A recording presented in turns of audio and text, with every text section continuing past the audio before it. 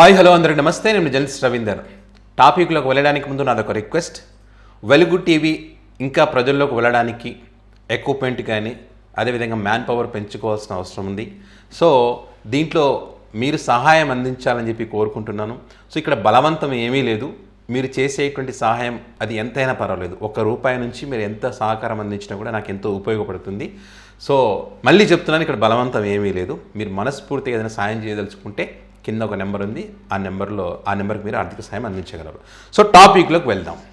So ఇక్కడ మీరు title చూసే ఉంటారు, ప్రొఫెసర్ నాగేశ్వరరావుతో మొదలైనటువంటి ఆట ప్రశ్న రావణ్ దాకా. ఇది కూటమి యొక్క గేమ్ ఓవర్. ఇందులో ఒక విచిత్రం కూడా చెప్తా నేను. సో ఏ రకంగా అంటే ఇక్కడ మీ అందరికీ తెలుసు, ప్రొఫెసర్ నాగేశ్వరరావు గారి ఎపిసోడ్ ఒక విశ్లేషకుడిగా అనేకసార్లు అనేక పార్టీలకు సంబంధించి అనేక రాజకీయ నాయకులకు సంబంధించి ఆయన చెప్పడం మనం చూసాం.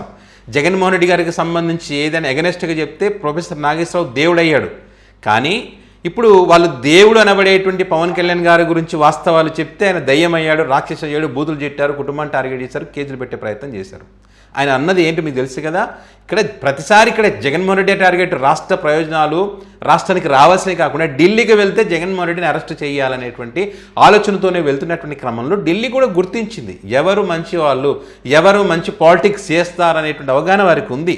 ఎవరి పవర్ ఏంటి, ఎవరి సత్తా ఏంటి, ఎవరు ఎప్పుడు ఉపయోగపడతారనే ఉద్దేశంతో మరి ఆయనకు ఉన్నటువంటి సమాచారం మేరకు అన్నాడు ఆయన ప్రొఫెసర్ నాగేశ్వరరావు గారు. సో అమిత్ షా గారు ఏంటి, మాకు లాంగ్ టైం మిత్రుడు జగన్మోహన్ రెడ్డి, చంద్రబాబు నాయుడు గారు యూటర్న్ తీసుకుంటారనడానికి ఆయన చెప్పినా చెప్పకపోయినా దేశం మొత్తం తెలుసు చంద్రబాబు గారు ఎన్నిసార్లు యూటర్న్ తీసుకుంటారో. సో అది ఆయన రాజకీయంగా ఆలోచన, అది వేరే విషయం అనుకోండి. సో అదే అంశాన్ని బీజేపీ పార్టీ కూడా తమ అవసరాలు, తమ రాజకీయాలు, తమ కోసం, తమ అధికారం రావడం కోసం వాళ్ళ ఆలోచనలు, వాళ్ళకు స్ట్రాటజీ వాళ్ళకు ఉంటాయి. సో ఆ కోణంలో ఇంకోసారి ఈ దీని గురించి అయితే రాకండి అనేటువంటి అన్నారని ఒక జనరల్గా ఆయన మాట్లాడు. దాని తర్వాత ఏం చేశారు, ఎంత రాద్ధాంతం చేశారు, రకరకాలుగా మాట్లాడారు. ఆ తర్వాత పవన్ కళ్యాణ్ గారు మాట్లాడినటువంటి మాటలు చాలా డ్యామేజ్ కలిగించినాయి. ఎవరికి? పవన్ కళ్యాణ్ గారికి, జనసేన పార్టీకి. వారికి కౌంటర్గా ప్రొఫెసర్ నాగేశ్వరరావు గారు చెప్పారు, మీరు ఆట మొదలు పెట్టారు, ముగింపు ఎలా ఉందో నేను చూపిస్తానని చెప్పి ప్రొఫెసర్ నాగేశ్వరరావు గారు చెప్పారు. దానికి ఇప్పటికే కట్టుబడి ఉన్నాడు ఆయన. ఒక్కొక్క ప్రశ్నకు తూటలాగా పేల్తా ఉన్న మీ వైఫల్యాలకు సంబంధించి ఇంకా ముందు సినిమా, అసలైన సినిమా ఉంటుందని చెప్పి కూడా ప్రొఫెసర్ నాగేశ్వరరావు గారు చెప్పడం మనం చూసాం.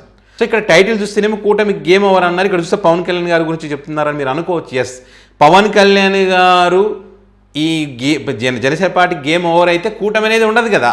వీళ్ళేంది, మేము కూటమి కలిసి ఉంటాం 30 ఏళ్ళు 40 ఏళ్ళు అంటున్నారు కదా. కలిసి ఉండే పరిస్థితి లేదు, ప్రజలు చీదరించుకునే పరిస్థితికి వచ్చారు ఇక్కడ. సో అందులో భాగంగానే ఇది కూడా. ఇంకా డ్యామేజ్ కలిగించిన విషయం ఏంటంటే గాదే సాయి కృష్ణ ఎపిసోడ్. కాపు సామాజిక వర్గానికి చెందినటువంటి గాదే సాయి కృష్ణ అని ఎలా అంటారు మీరు అని వీళ్ళే అంటారు. మళ్ళీ అదే స్వయంగా రాష్ట్ర ముఖ్యమంత్రి వర్యులు చంద్రబాబు నాయుడు గారి సిఐ కాపే, గాదే సాయి కృష్ణ కాపే అని మళ్ళీ ఆయన అంటారు. సో దీంట్లో కాపు సామాజిక వర్గం కూడా మాకే అన్యాయం జరుగుతూ ఉంటే, మా సామాజిక వర్గం పైన గతంలో కూడా జరిగింది. దాసరి రాము గారు చాలా సందర్భాల్లో చెప్పారు, కాపు సామాజిక వర్గాన్ని అనగదొక్కేస్తూ ఉన్నారని చెప్పి.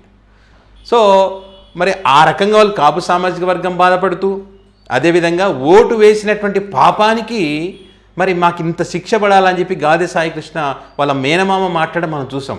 సో ఈ అన్యాయం జరిగినటువంటి తీరుకు సంబంధించి పవన్ కళ్యాణ్ గారు స్పందించి ఇది తప్పు, మీకు న్యాయం చేస్తానని చెప్పాల్సింది పోయి జగన్మోహన్ రెడ్డి గారు స్పందిస్తే, జగన్మోహన్ రెడ్డి గారు కానీ ఆ పార్టీ నాయకులు కానీ ఆ నిజాలన్నీ బయటకు తీస్తే, ప్రజల్లో చర్చ జరిగితే, దేశవ్యాప్తంగా విస్తృతమైన చర్చ జరిగితే అప్పుడు నేను ఒక క్రిమినల్ని నేను పలకరించాలా వెళ్ళి అని మాట్లాడదు. ఆయన క్రిమినల్ అయి ఉండవచ్చు, మరి ఆ క్రిమినల్ చేత మీరు ఓట్లు ఎందుకు వేయించుకున్నారు, మీ పార్టీలో ఎందుకు సభ్యత్వం ఇచ్చారు వాళ్ళ కుటుంబానికి వాళ్ళకి కానీ, మరి ఓట్లు వేసేటప్పుడు క్రిమినల్స్ నాకు ఓట్లు వేయకండి అని ఆ రోజు చెప్పి ఉండాల్సింది.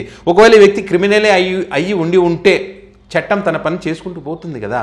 కానీ ఇక్కడ ఈ క్రిమినల్ అని మీరు ఏదైతే అంటున్నారో ఇంతకంటే దారుణంగా మరి ఆ వ్యక్తిని లేకుండా చేసినటువంటి పరిస్థితి ఉంది కదా. బూడిద కూడా ఇవ్వనా, బూడిద ఎడుతుంది తల్లి, ఆస్తులు కాదు, వ్యక్తి కాదు, ఎక్కడున్నాడు కాదు, బూడిద అయ్యండి అయ్యా, నేను చేసుకునేటువంటి కార్యక్రమం చేసుకుంటా, చివరిసారి బతుకుతూనో లేదని చెప్పి తల్లి ఏడుస్తుంటే ఆ తల్లి కన్నీళ్ళు కూడా మనకి కనిపించడం లేదా. సో ఆ తల్లి కన్నీటి మీద దేశం మొత్తం చూస్తూ ఉంది, ఇంత దారుణం జరుగుతూ ఉంది ఆంధ్రప్రదేశ్లో అని చెప్పి. సో దానికి అది డ్యామేజ్ కావడానికి కారణం ఏంటంటే మీ మాటలే. ఎందుకంటే ఆ తల్లి ఏడ్చినప్పటికీ కూడా కనికరించకుండా మళ్ళీ మీరు చనిపోయిన వ్యక్తి గురించి, వాళ్ళ మరదల గురించి మీరు ఏదైతే మాట్లాడారో, ఆ పైగా మీరు మాట్లాడడానికి ముందు ఆ మరదలు ఆల్రెడీ ఆడియో రిలీజ్ చేసింది, చెప్పింది ఏ తప్పు చేయలేదు సాయికృష్ణ, నాకు మా బావకు మధ్య ఏం జరగలేదని చెప్పిన తర్వాత కూడా మళ్ళీ మీరు మాలలో ఉండి తప్పుగా మాట్లాడారు కదా, ఖచ్చితంగా మరి జనాలకు తెలుస్తాయి కదా. సో అది చాలా డ్యామేజ్ కలిగించింది. సో ఈ రెండు డ్యామేజ్ల కంటే అతిపెద్ద డ్యామేజ్ ఏదైనా ఉంది అంటే ఇప్పుడు ప్రశ్నారావణ్ని అరెస్ట్ చేయడమే. ప్రశ్నించడానికి పార్టీ పెట్టినటువంటి మీరు ప్రశ్నించకపోతే ప్రశ్నని యూట్యూబ్ ఛానల్తో నేను ప్రశ్నిస్తానని చెప్పి ప్రశ్నారావణ్ని ప్రశ్నిస్తే ఆ ప్రశ్నించే వాళ్ళు గొంతు నొక్కుతూ మీరు ప్రశ్నించేవాడే ఉండకూడదని చెప్పి ఏదైతే మీరు చేస్తూ ఉన్నారో, ఈ ప్రశ్నారావణ్ ఒక్కడు పోతే ఇంకా చాలామంది పుట్టుకొస్తారు, ప్రశ్నించడం జరుగుతూనే ఉంటుందని చెప్పి ఆ వ్యక్తి మాట్లాడినటువంటి మాటలపైన విస్తృతమైన చర్చ జరుగుతోంది. ప్రతి ఒక్కరు కూడా సపోర్ట్ చేస్తూ ఉన్నారు. అంటే ఇక్కడ మీరు ఏదైతే మిమ్మల్ని ప్రశ్నించాడని చెప్పి ఉప ముఖ్యమంత్రి అయితే ఉప చట్టాలు పెడతారని చెప్పి కూడా కామెంట్ చేస్తూ ఉన్నారు. మరి దారుణం కదా. మీరు మాట్లాడడం ఒక ఎత్తు అయితే, మీరు ఈ రకం చర్యలు తీసుకోవడం ఒక ఎత్తు అయితే, ఇక్కడ చూడండి మీ పార్టీకి సంబంధించినటువంటి శ్రేణులు, జనసేన పార్టీ నాయకులు మరి ప్రశ్నారావుని అరెస్ట్ చేస్తే ఏ స్టేషన్కి వెళ్ళినా కూడా ఆ స్టేషన్ మీద దాడులు చేస్తూ పోలీసు వాహనాలను కూడా అడ్డుకుంటూ ఈ పోలీసులను కూడా అంటే ప్రజా సమస్యలపైన జరుగుతున్నటువంటి అన్యాయాలపైన వాళ్ళు అక్కడ రక్షించాల్సిన బాధ్యత వారికి ఉంటే అక్కడ అంతా వదిలిపెట్టి 500-600 మంది ఇక్కడ కేవలం ఒక ప్రశ్నారావణ్ అనే వ్యక్తిని టార్గెట్ చేస్తూ తిరుగుతున్నారంటే మరి ప్రజల్లో విస్తృతమైన చర్చ జరగదా? దానివల్ల మీకు డ్యామేజ్ కలగదా?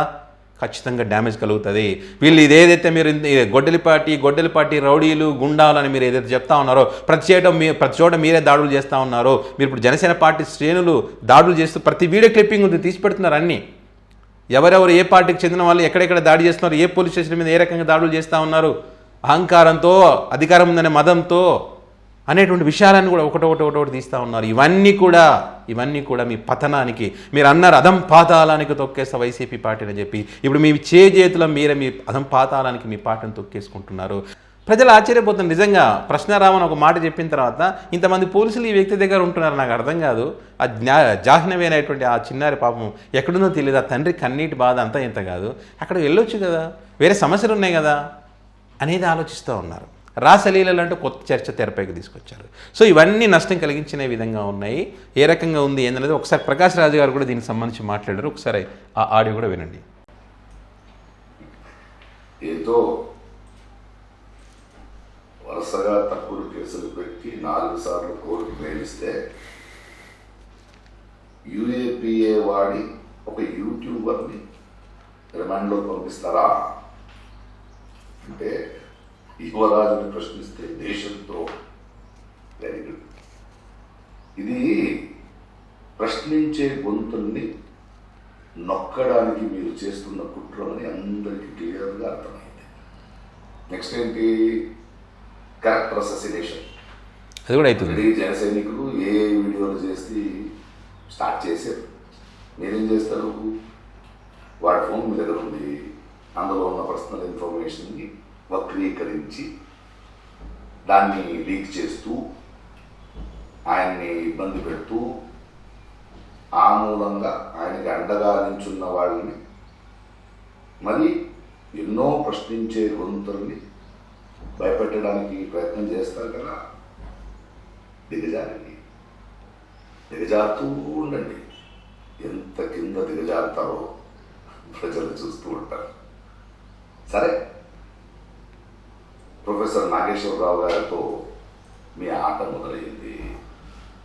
కానీ ఈ ఆటానికి ముగింపు ప్రజలే ఇస్తారు. ఇది ప్రకాష్ రాజ్ గారు ఈ ఎంటైర్ ఎపిసోడ్కి సంబంధించి మాట్లాడినటువంటి మాటలు. సో మరి దీనికి సంబంధించి మీ అభిప్రాయాన్ని కామెంట్ రూపంలో పెట్టగలరు. Thank you.